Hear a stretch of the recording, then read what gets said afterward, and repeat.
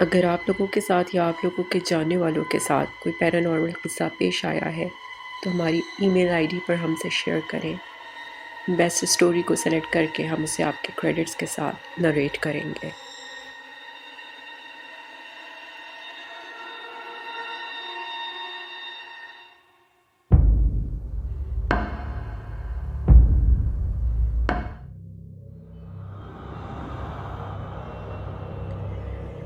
یہ پہلی کہانی جو میں آپ کے ساتھ شیئر کرنے جا رہی ہوں، یہ ہمیں بذریعہ ای میل ریسیو ہوئی ہے۔ کہانی میں کردار کو تبدیل کرنا ہم نے ضروری سمجھا۔ کہانی انہی کی زبانی سنیے۔ میں اور میرے دوست ہم سب خطروں کے کھلاڑی تھے۔ اندیکھی دنیاؤں کی کھوج کا شوق ہمیں آئے دن نت نئے کارناموں پر اکساتا رہتا، اور یہ سلسلہ بدستور جاری ہے۔ اسی سلسلے میں ایک دن ہم تینوں قلعہ شیخو پورہ جا پہنچے۔ مقامی لوگ اچھی طرح جانتے ہیں کہ وہ قلعہ ہانٹڈ ہے۔ واقعہ کچھ یوں ہے کہ میرے دوست کے ماموں کا گھر قلعے سے قریب ہی تھا۔ وہاں پر موجود کچھ غیر دریافت شدہ نوادرات بھی ملتے ہیں۔ میرے دوست کو کچھ دن قبل وہاں سے ہاتھی دانت کے بنے ہوئے شطرنج کے 2 مہرے ملے تھے۔ یہ قلعہ ہر خاص و عام کے لیے صرف جمعرات کو کھلتا ہے، تاکہ وہاں موجود مزار پہ لوگ حاضری دے سکیں۔ اس سے اگلے دن یعنی جمعے کی دوپہر 11 بجے کے قریب ہم قلعہ پہنچے اور وہاں کے چوکیدار سے اجازت طلب کی کہ ہمارے پاس باقی دنوں میں یہاں کی سیر کا وقت نہیں ہوتا، آج ہمیں گھومنے دیں۔ وہ ہمیں جانتا تھا۔ اس نے کہا کہ میں جمعے کی نماز کے واسطے چلا جاؤں گا تو شام کو 4 بجے واپسی ہوگی، لہٰذا آپ لوگ جمعے کے وقت سے قبل ہی اپنی سیر ختم کر لیں تو بہتر ہے، ورنہ مجھے باہر سے لاک کر کے جانا پڑے گا اور آپ شام تک اندر قید رہیں گے۔ اندھا کیا چاہے 2 آنکھیں۔ ہم نے موقع غنیمت جانا اور کہا کہ آپ چاہتے ہوئے باہر سے تالا لگا جائیں، شام کو آپ کے آنے تک ہم قلعے کی سیر مکمل کر چکے ہوں گے۔ گل خان نے جمعے کے وقت باہر سے لاک کیا اور چلا گیا۔ اب ہم اپنے پلان کے لیے مکمل آزاد تھے۔ ہم نے قلعے میں خوب آوارہ گردی کی۔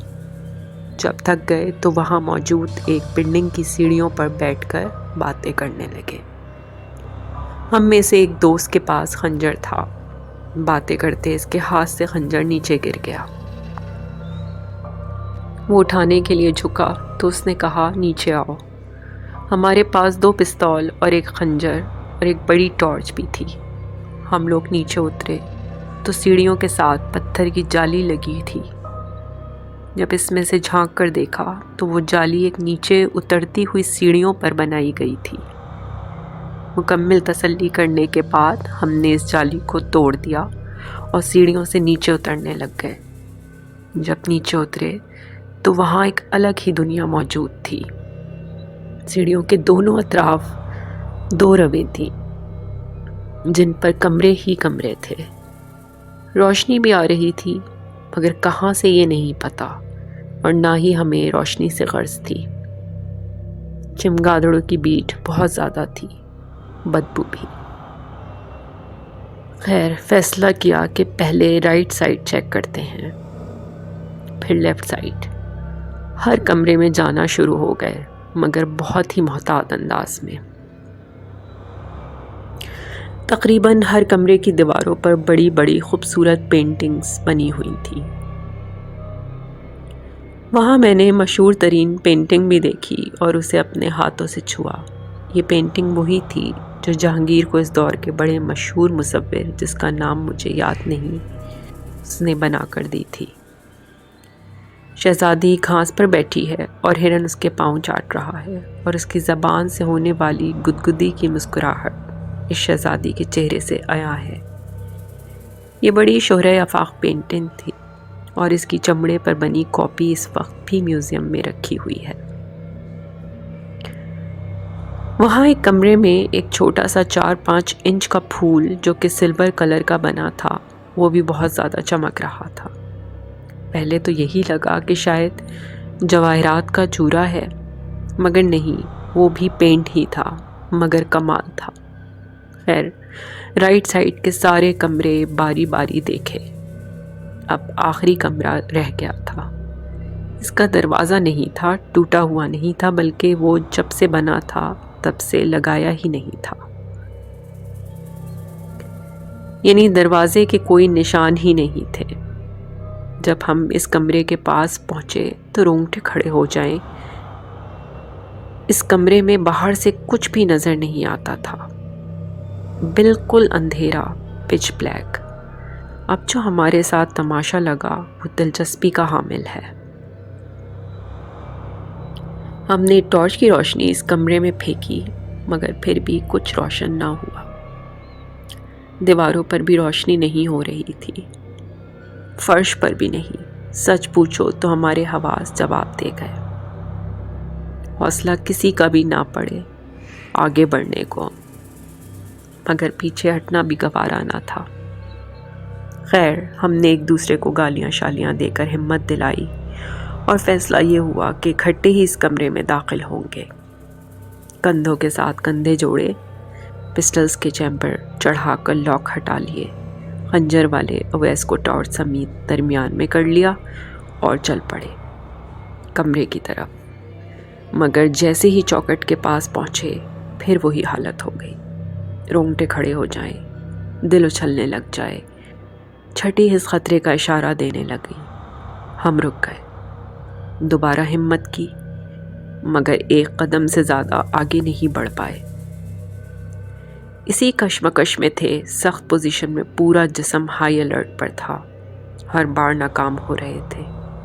آخر کار فیصلہ کیا کہ جو بھی ہوگا دیکھا جائے گا، اب نہیں رکنا۔ پھر سے چل پڑے۔ ابھی ایک بھی قدم نہیں ہوا تھا کہ پیچھے سے آواز آئی، بھائی ادھر نہ جائیں، یہ بڑی بھاری جگہ ہے، یہاں سے آج تک کوئی واپس نہیں آیا۔ ہم سپر سونک کی سپیڈ میں اس طرف گھومے جہاں سے آواز آئی تھی، اور شکر ہے کہ فائر نہیں چلایا۔ ہمارے پیچھے ایک 10-11 سال کا بچہ کھڑا تھا، اسکائی بلو کلر کا واش اینڈ ویئر کا سوٹ پہنے، پاؤں سے ننگا، بال بکھرے ہوئے تھے۔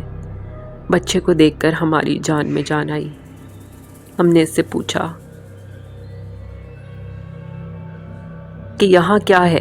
وہ کہنے لگا، بھائی یہاں بہت بھاری سایہ ہے، واپس چلے جاؤ۔ ہم اس سے شغل کرنے لگ گئے۔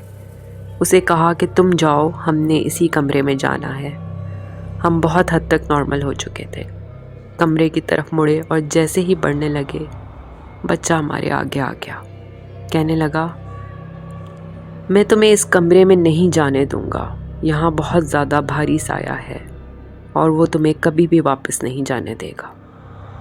ہم نے اسے ڈانٹا، سائڈ پر کرنے کی کوشش کی تو وہ رونے لگ گیا، اور وہ بھی اس قدر اونچی آواز میں کہ ہمیں فکر پڑ گئی کہ ہم تینوں جوان لڑکے ہیں اور یہ بچہ ہے اور رو بھی رہا ہے، کسی نے دیکھ لیا تو ہمارے بارے میں انتہائی غلط سوچے گا۔ ہم نے سوچا کہ پہلے اسے باہر چھوڑاتے ہیں، پھر واپس آ کر یہاں دیکھیں گے۔ ہم اسے لے کر چل پڑے کہ ٹھیک ہے مت رو، ہم نہیں جاتے، آؤ واپس چلتے ہیں۔ وہ ہمارے ساتھ ساتھ چلنے لگ گیا اور ہم اس سے باتیں کرنے لگے۔ اس نے اپنا نام عثمان بتایا اور رہائش قلعے کے نزدیک کی آبادی بتائی۔ خیر، جب ہم سیڑھیوں کے پاس پہنچے تو اسے کہا کہ تم جاؤ، ہم آتے ہیں، اور ہم لیفٹ سائڈ کی طرف بڑھ گئے۔ وہ پھر سامنے آ گیا کہ ادھر بھی نہیں جانا، یہاں بھی سایہ ہے۔ ہمیں اس سے کوفت ہونے لگی۔ سوچا پہلے اسے تو چھوڑ کر آئیں، یہ کیا تماشا بنا رہا ہے۔ اسے لے کر سیڑھیوں پر چڑھنے لگ گئے۔ وہ سب سے آگے تھا، پتہ نہیں وہ کب ہمارے پیچھے ہو گیا۔ جب ہم باہر نکلے تو بچہ ہمارے ساتھ نہیں تھا۔ ہم بڑے پریشان ہوئے کہ بچہ کدھر گیا۔ ایک دوسرے کو ڈانٹنے لگے کہ ہم بچے کو نیچے ہی چھوڑ آئے ہیں، چلو اسے لے کر آتے ہیں۔ نیچے اترنے لگے تو وہ ایسے لرزتی ہوئی آواز میں کہنے لگا، یار وقاص، اس جالی کو تو ہم نے خود توڑا تھا اس حصے میں آنے کے لیے، اور قلعے کے باہری دروازے پر تو تالا لگا ہوا ہے، تو وہ بچہ اندر کیسے آیا؟ یہ بات سننا تھی کہ ہمارے چہروں کے رنگ اور ہاتھوں کے طوطے اڑ گئے۔ ہمیں سمجھ نہ آئے کہ اس قلعے سے کیسے بھاگیں۔ قلعے کی دیواریں اتنی اونچی ہیں کہ انہیں پھلانگنا ناممکن ہے۔ جتنی دیر میں چوکیدار کی واپسی ہوئی، ہم زندگی اور موت کی کشمکش میں تھے۔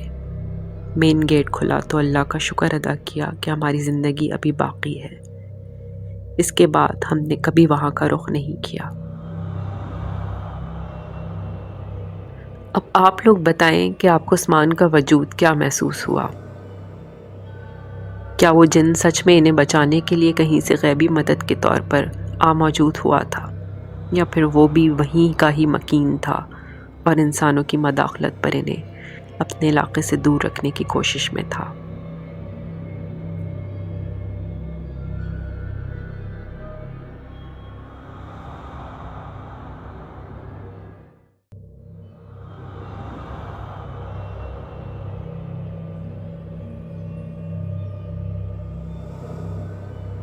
یہ دوسرا واقعہ جو آج آپ کے گوشے گزار کرنے جا رہی ہوں، وہ بھی ہمارے سبسکرائبرز میں سے ایک کے ساتھ پیش آیا ہے۔ ان کی زبانی سنیے۔ یہ بھی شیخو پورہ کا واقعہ ہے۔ یہ شیخو پورہ تاریخ روڈ منیر اسٹریٹ کا واقعہ ہے، جو کہ آج سے تقریباً 15 سال پہلے میرے ساتھ پیش آیا تھا۔ روٹین کی بات تھی، رات 1-2 بجے گھر آنا، دوستوں کے ساتھ بیٹھے رہنا، گپے لگانی، اونٹ پٹانگ پلان بنانے۔ اس رات، جو کہ شاید 14ویں کی رات تھی، دوست کی بیٹھک میں بیٹھے 1:30 بجے کا ٹائم ہو گیا۔ میرا گھر اس دوست کے گھر سے 4 گلیوں کی دوری پر تھا۔ اس دن ہم دونوں اکیلے ہی تھے، سناٹا کافی تھا۔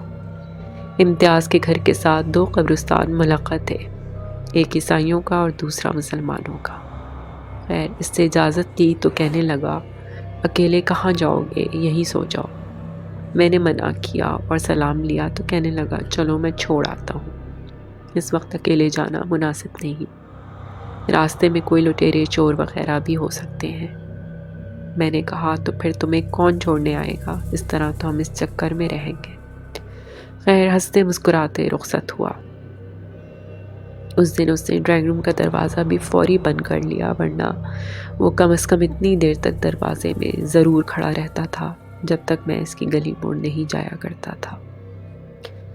پیدل ہی گھر کی طرف جا رہا تھا کہ ابھی 3-4 گھر ہی کراس کیے ہوں گے کہ یوں محسوس ہوا جیسے کوئی بڑی زخمی حالت میں کرا رہا ہے، اور ایسے لگا کہ یہ آواز 2-3 گھر آگے سے آ رہی ہے۔ گلی پوری سنسان تھی۔ خیر، اس زخمی شخص کے بارے میں دل میں دعا کرتا اور سوچتا ہوا چلتا رہا۔ جب اس گھر کے پاس پہنچا تو یوں محسوس ہوا کہ آواز اس گھر سے نہیں بلکہ اگلے گھر سے آ رہی ہے۔ اہل محلہ پر غصہ بھی آ رہا تھا کہ کیسے بے حس لوگ ہیں، ایک شخص اتنی بری طرح کرا رہا ہے، کوئی اس کی مدد کیوں نہیں کر رہا، لوگ کیوں نہیں گھروں سے نکل رہے۔ یہ آوازیں جو کہ پہلے نارمل تھیں، اب کافی اونچی ہو گئی تھیں، وحشت محسوس ہونے لگ گئی تھی۔ خیر، جب اگلے گھر تک پہنچا تو آواز اس گھر سے آگے گھر چلی گئی۔ مختصر میں جیسے جیسے آگے بڑھتا گیا، آواز بھی اونچی ہوتی گئی اور آگے بڑھتی گئی۔ چھٹی حس کہنے لگی کہ معاملہ وہ نہیں بلکہ کچھ اور ہے۔ اس لیے کہ رک گیا اور ادھر ادھر دیکھنے لگ گیا تو اچانک محسوس ہوا کہ بائیں سائیڈ والے گھر کی دیوار پر کچھ ہے۔ غور سے دیکھا تو سمجھ نہ آئی کیا ہے، کیونکہ وہ جو کچھ بھی تھا کالے رنگ کا ڈھیر سا تھا۔ ذہن میں آیا شاید کوئی کپڑا وغیرہ، یعنی ترپال جیسی کوئی چیز اکٹھی کر کے رکھی ہوئی ہے۔ آوازیں اسی زور و شور سے جاری تھیں۔ دعائیں صورتیں پڑھتا ہوا پھر سے چل پڑا۔ 2 قدم ہی چلا تھا کہ بائیں سائیڈ پر بھی کچھ ہلچل محسوس ہوئی۔ وہی ترپال، اوہ میرے خدا، جسے میں ترپال سمجھ رہا تھا، اب اس اگلے گھر کی دیوار پر پڑی تھی جس کے قریب سے میں گزر رہا تھا۔ بس پھر وہ سیانے کہتے ہیں نا کہ دوڑ اپنی اپنی، تو یہ محاورہ اس دن سمجھ آیا۔ ان گلیوں سے نکلا، گھر کے پاس والی گلی میں پہنچا تو کچھ دوست مل گئے۔ پریشان حواس باختہ حالت میں دیکھ کر پوچھنے لگے کہ کیا ہوا، خیریت تو ہے؟ مگر اس وقت کنڈیشن ہی کب ایسی تھی کہ انہیں تفصیل بتاتا۔ خیر وہ لوگ مجھے گھر تک چھوڑ کر گئے۔ ساری رات ڈرتے گزاری۔ صبح امتیاز کو سارا واقعہ بتایا۔ اس رات جان بوجھ کر پھر بیٹھ گئے۔ اسی وقت وہ مجھے گھر چھوڑنے آیا، میرے منع کرنے کے باوجود۔ جاتے وقت تو کوئی معاملہ پیش نہ آیا، مگر جب وہ گھر پہنچا اور فوری مجھے کال کی کہ یار یہی واقعہ میرے ساتھ پیش آیا ہے اور میں نے اس کی شکل بھی دیکھی ہے۔ خیر اس کا حلیہ ڈسکس کرنے کی ضرورت نہیں۔ ہم دونوں نے اپنے استاد زبیر صاحب سے اس واقعے کی بابت بات کی کہ یہ اس طرح پیش آیا ہے، اس کا حل کریں۔ وہ شام کو ایک قرآن کریم کے استاد صاحب جو کہ ہمارے بھی استاد ہیں، ان کا نام مظہر صاحب ہے، انہیں لے آئے۔ مظہر صاحب نے کافی ڈانٹا ہمیں کہ تم لوگ نمازیں تو پڑھتے نہیں ہو، دنیا داری میں مصروف ہو، یہی کچھ ہونا ہے تمہارے ساتھ۔ خیر ان کی ڈانٹ سنی، وہ بھی تسلی کے ساتھ۔ وہ ہمیں سمجھا کر چلے گئے، مگر تھوڑی دیر بعد واپس آ گئے کیونکہ ان کے گھر کی چابیاں وہیں ڈرائنگ روم میں ہی رہ گئی تھیں۔ انہیں چابیاں پکڑائیں تو دروازے سے نکلتے ہوئے کہنے لگے کہ آوازیں اس طرح کی تھی نا؟ ہم نے کہا جی بالکل اس طرح کی تھی۔ تو کہنے لگے میں جب گلی کے کارنر پر پہنچا تھا تب سنی میں نے۔ اب ہمیں ایک ضد سی بن گئی کہ یہ کیا مسئلہ ہے، اس کی کھوج لگائی۔ نیکسٹ ڈے آیا تو سارا واقعہ ذہن میں تازہ کیا، اور جب غور کیا تو ایک بات سمجھ میں آئی کہ یہ آوازیں صدیق اور رفیع کے گھروں میں سے کسی ایک گھر سے شروع ہوتی ہیں۔ پہلے صدیق کو ملے، اس سے پوچھا، اس نے کہا نہیں یار مجھے تو ایسی کوئی آوازیں نہیں آئیں کبھی بھی۔ پھر رفیع کو دروازہ کھٹکھٹایا۔ رفیع سے پوچھا، پہلے تو نہیں مانا مگر جب زور دیا تو مان گیا کہ یہ آوازیں اور مسئلہ میرے گھر میں ہی ہے۔ وہ مخلوق جسے چڑیل کہہ لیں، ویسے وہ اس کا کچھ اور ہی نام لے رہا تھا جو مجھے اب یاد نہیں۔ اس نے بتایا کہ سال میں ایک مرتبہ چند دن کے لیے ہمارے گھر میں چھت والے کمرے میں آتی ہے اور لازمی طور پر ایک جان ضرور لے کر جاتی ہے۔ وہ جان کسی جانور کی ہوتی ہے۔ خیر اسے کہا کہ علاج کرواؤ، خواہ مخواہ ہمارا رات کو پھرنا بھی دو بھر کر دیا ہوا ہے۔ پتہ نہیں اس نے علاج کروایا کہ نہیں، بہرحال میں رات دیر تک اس گلی میں یعنی امتیاز کے گھر جانا چھوڑ دیا۔